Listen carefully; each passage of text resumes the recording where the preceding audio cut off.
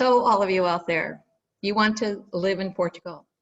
You can make that happen despite COVID, despite not knowing the language, and regardless of where you live now. And you really can do this yourself, just like thousands of others have done before you. A few tips, a darn good list of instructions, and you're ready to join us in Portugal. Let me get 3 acronyms out of the way. And I apologize, I have not been speaking Portuguese for a long time, so my accent to anyone who knows Portuguese is going to be offensive. But those 3 acronyms begin with the first one, SEF, or SEF. SEF stands for Serviço de Estrangeiros e Fronteiras, which is the agency in Portugal that deals with immigration. The second important acronym is NIF, N-I-F, Número de Identificação Fiscal. This is like a personal number for the financial system, sort of like a social security number, your major recognized number. And the third acronym is VFS Global. VFS Global is an agency, and many of the Portuguese consulates around the world have outsourced the processing of the visas to VFS Global. So those are the 3 acronyms that you'll read a lot and you'll hear me refer to a few times today. Now let's hit getting the residence permit.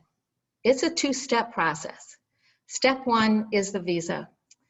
This is a long-term 120-day visa that you apply for from your home country or the country in which you're currently residing if you've lived there for a year or longer. Now this visa will give you extended entry to Portugal, and that's where you complete step 2, applying for a temporary residence permit. Your temporary residence permit is valid for 2 years, then it's renewed for 3 years, and it can lead to permanent residency or even citizenship if you possess the A1 level language skills. There are many types of visas and residence permits for study, for living on personal income, what some people call a retiree or pensionist permit, to start a visa, to work here for a local company, or one from your own country. But they almost always follow the same procedure and require almost all the same documentation. Today I'm focusing on what the US calls the type 1 and what Portugal calls the type D visa. And this is aimed at people who have sufficient money to live in Portugal without working, but it does allow you to pursue professional activities. There's a lot more detail of all of these visas at the SEF website. Now you do need 10 things to get a visa. Each of these things is detailed in the guidelines titled 2020 Visas and Permits. And Amy will tell you how to get a hold of that. Each applicant assembles all of the documents I'm talking about, and each person needs to attend an in-person appointment at either your consulate's office or VFS Global office, depends on where you live. The first step, or the first document you need, is the application. And this is an application for a national visa for each person applying. It's available in English. You don't need to translate it. Some consulates and VFS offices actually have it online, so you can complete it, submit it electronically, and get a visa appointment at the consulate that covers your state of residence.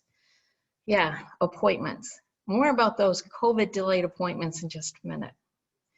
The second document you need is a passport, and it needs to be valid for at least 6 months after the expiration of that 120-day visa. You'll also need 2 recent passport-size photos.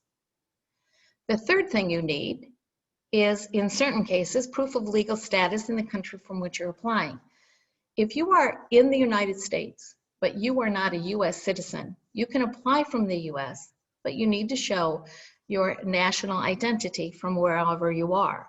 If you're applying from Ecuador, but you're an Indian citizen, you need to show your India identification. The fourth document you need is a personal statement. Very, very important piece. This personal statement just declares the reasons why you are seeking residency in Portugal. You make it very short, very sweet. I have a sample in that 2020 Visas and Permits article. And you're simply saying why you want to move to Portugal, where you're going to stay, and how you're going to support yourself. The fourth item that you need is proof of financial means, sometimes called proof of sufficient funds. And this is assets. This is not necessarily income.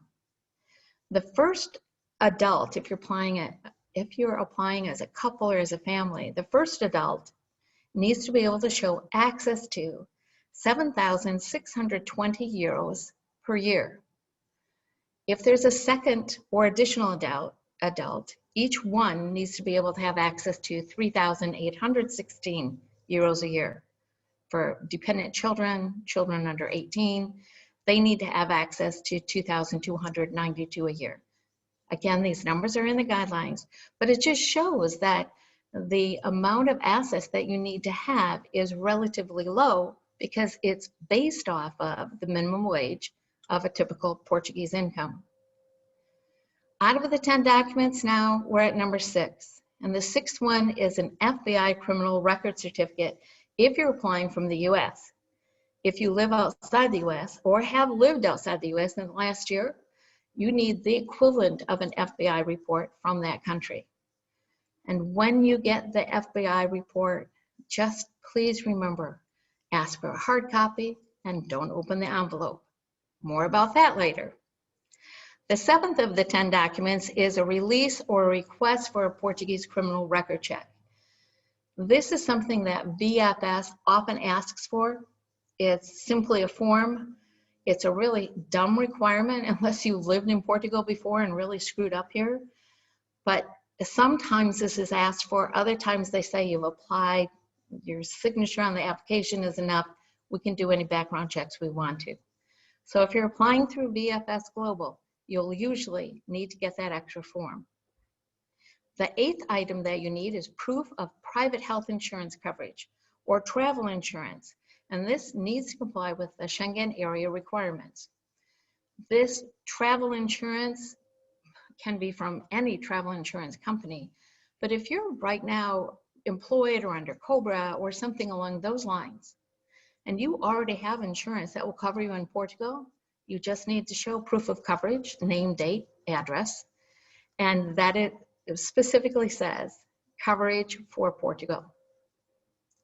The 9th document you need is proof of accommodation in Portugal. This could be a property title deed, a rental agreement, or a letter of invitation from somebody who lives here and says, I will give you a place to stay and be responsible for you. You might have a property loan agreement, where a mortgage agreement. For VFS Global, hotel, short-term stay like Airbnb, confirmations are good. These proof of accommodations feel like they're impossible to get. They're not. You need help from a realtor. That's a very important aspect of it. And the thing is that VFS Global asks usually for 3 months of proof of accommodations, and the consulates tend to ask for 6 months. So it depends on from whom you're applying, through whom you're applying. The 10th and final document you need is copies of marriage certificate and children's birth certificates, if applicable. So if you're applying as a family, if you're applying because you have children, you are coming over with children on your own, you need to make certain that you have the birth certificates. Now these 10 items I've just run through quickly are all listed. You'll find them in the Counselor and VFS Global websites. But how they express them is a bit confusing. For example, instead of saying health insurance, these sites usually say proof of social security status. Now, to a lot of people in other countries, that means something about income or pension from the government. But what they mean when they say it here is access to health care. So this is why I sort of transpose some of these requirements and explain them with a little bit more detail. Also, these sites will offer you the opportunity to apply for a national visa or a Schengen area visa. But you want the national visa because you're applying to a Portuguese agency to get into Portugal.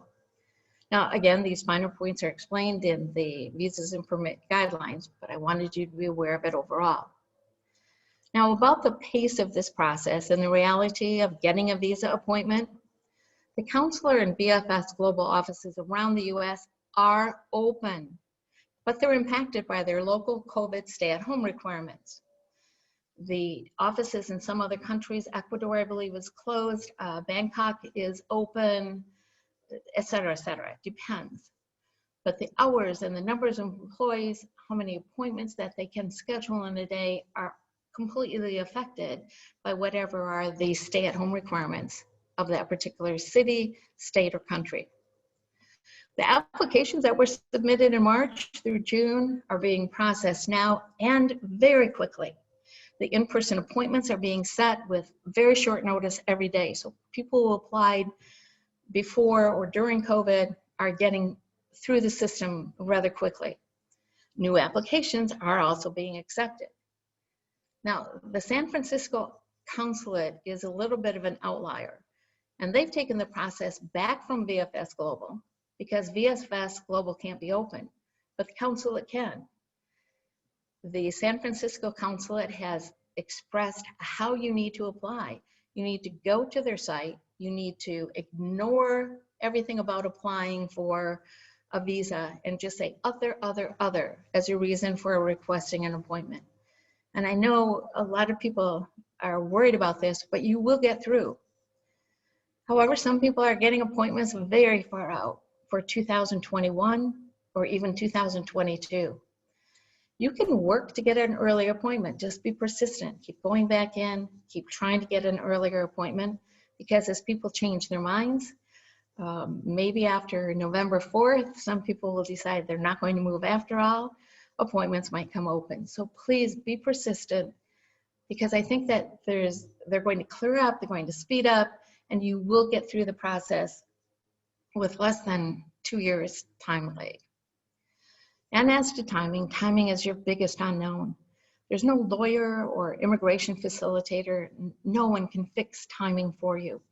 A home to sell, personal items to shed, getting driver's license abstracts, arranging shipment of your personal items, they're all very individual, personal things, and they're scenarios that only you can control.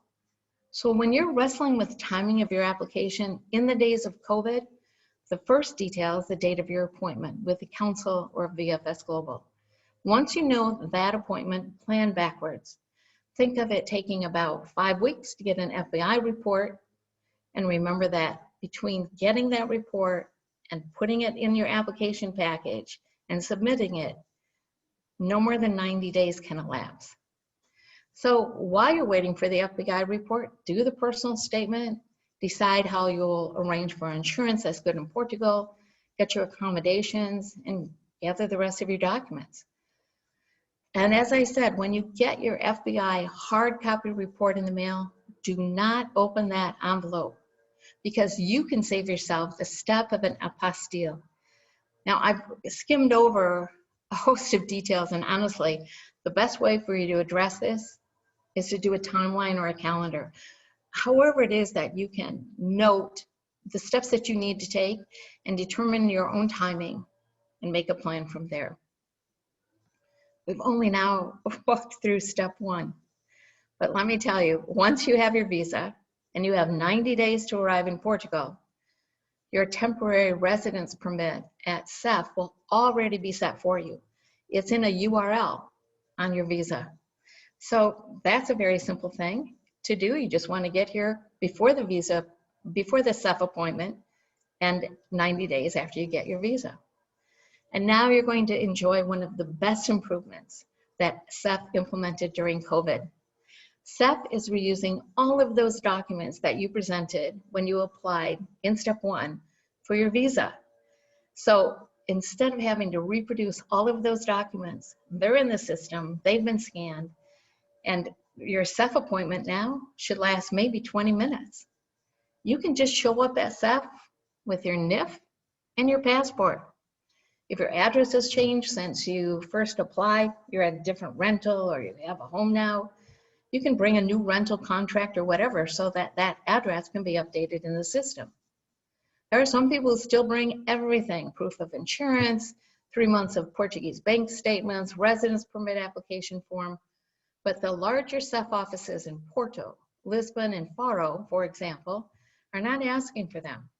A few weeks after you have this appointment, you're going to be so happy because a magic plastic residence card, valid for 2 years, is going to appear in your mailbox. Step 2 is now so easy. Deep breaths, everyone. But you do look anxious. Are you anxious? I hope so, because getting yourself residency in another country is a darn big achievement. If you weren't a bit anxious, I'd be worried for you. In fact, I am worried for you, which is why I wrote all of this down and why I'm here on the webinar. But I know it all works. I read and respond to 200 to 300 questions, comments, and personal experiences every day from third country nationals just like you. People who are living in Asia, South Africa, South America, Australia, US. You get the picture.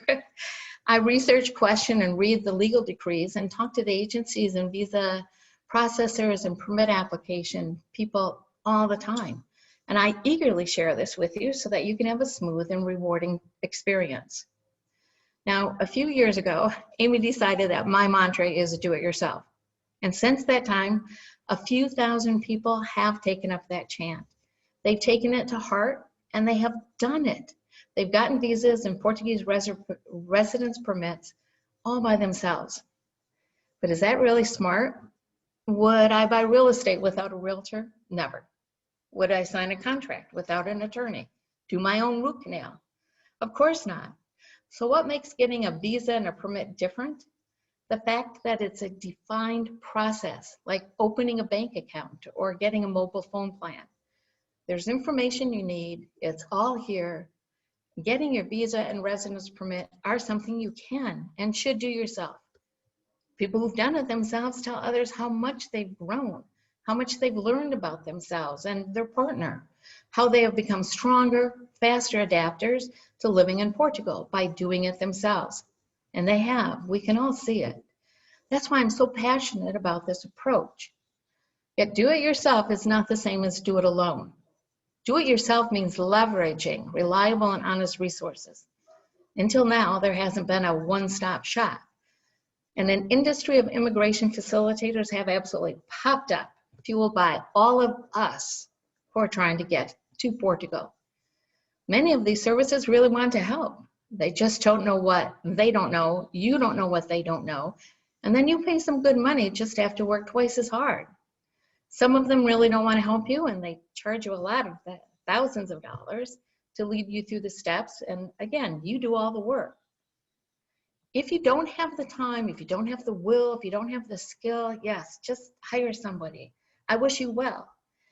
Just know that becoming an educated consumer is vital, and choosing when you need expert help is smart. In fact, that's the reason why I support Expacity. For the first time, we're going to have one place to go for expertise in all facets of moving to and living in Portugal. Experts who invest in you, who educate you, who are available if and when you need them. Well, I've enjoyed my side of this dialogue. So now let's make sure your questions are answered. Amy?